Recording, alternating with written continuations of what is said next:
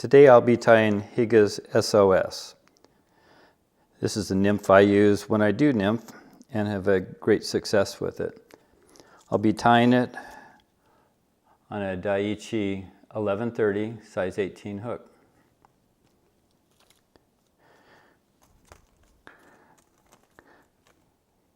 I'll be attaching a tungsten bead 2 millimeter. And let's get started. If you notice, I use my scissors to pick up the hook and the bead. They're magnetized, and so it's an easy way to pick up very small hooks and keep control of them. So we'll put one in the vise, and as I put it in, I want it to be angled downward, and that will allow me to get better access to the fly as I tie it. For a thread, I'll be using Danville 70 denier 6/0 in black.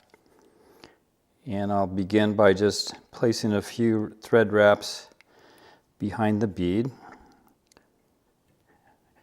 and trim. For the tail, I have pheasant dyed black. And it will come in looking like this. So we'll just select a few of these fibers. We pull them straight out from the shank of the hook, and that will align the tips. I hold on to the fibers and then just pull away the pheasant wing, and that will then, or the pheasant tail, and that will then make sure that my fibers are aligned. As I position this, I use my thumb on the hook in order to make sure that I don't, it's just easier to measure. So I'm going to tie the tail around the bend of the hook a little bit, so I want it extending out somewhat.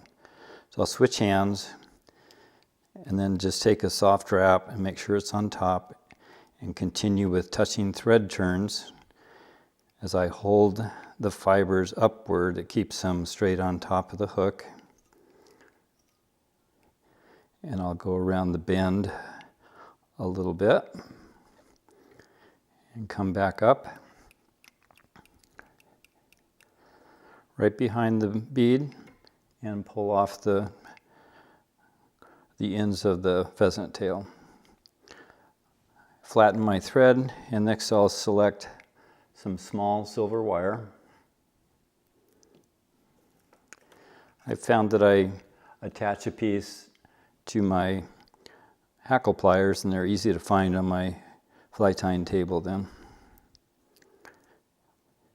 I like to tie it in on the opposite side of me, so I'll stick the end right into the slot where the bead goes and make just touching turns, making sure that the wire stays on the far side of the hook. Turn this hook a little bit towards me so I can see, and I'll take touching turns on the way back up. This is creating the body of the fly. I'll go to a position where my thread is right at the hook point, and then I'll wrap forward.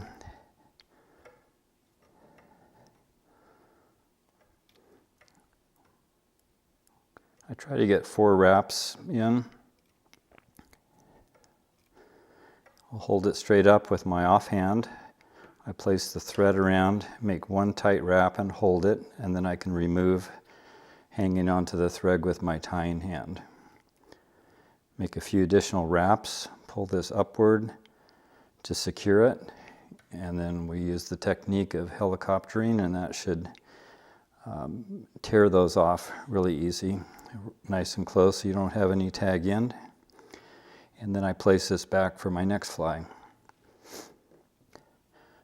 The next material will be some red holographic tinsel. It's in medium. I've got a piece here already selected. I'll go up to a point. Actually, I will reposition my hook a tiny bit. I'll go up to it right behind the bead, and with the soft wrap I can place that right on top of the hook, and then rather than trimming I will loosen the tension on my bobbin holder and make sure that I don't have to, with this technique I don't have to trim any fibers. I will wrap this down to that point right about above the hook point. For my dubbing, I will be using some Spirit River UV2 caddis, and this is black.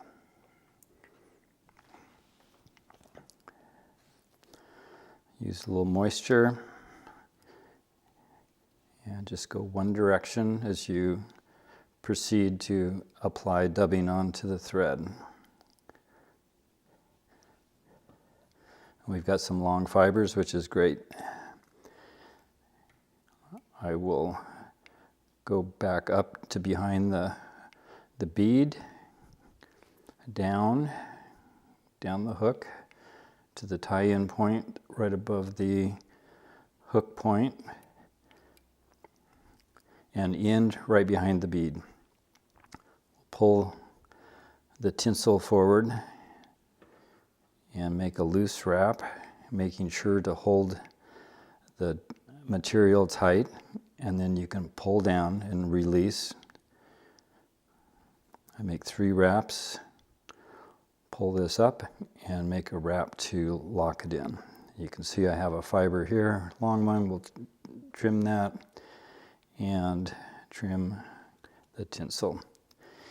Any long, super long fibers, I'll just kind of trim those. They don't need to be trimmed really close.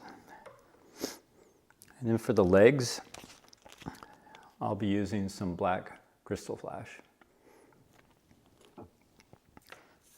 Again, I've pre-selected this and I have my hackle pliers.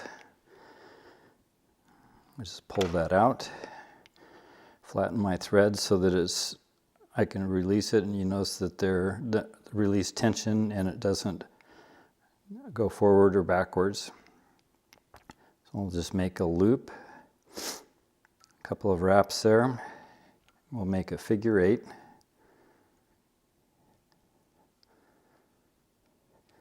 Those are a couple of wraps.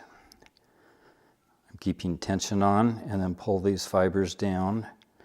We'll make a couple more wraps and they'll hold them out of the way. These will end up being the legs,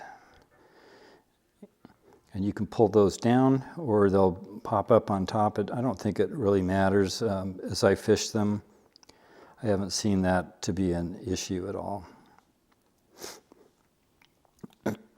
In order to finish the fly,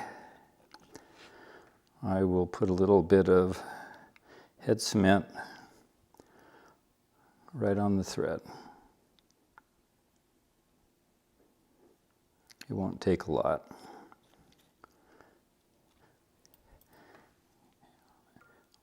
Finish by whip finishing.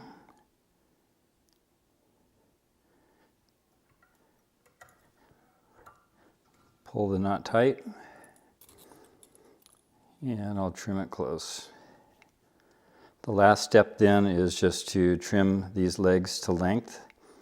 I like to pull them up and away from the fly, position my scissors right on the hook, and go down to the end where about the tail is, and then trim them.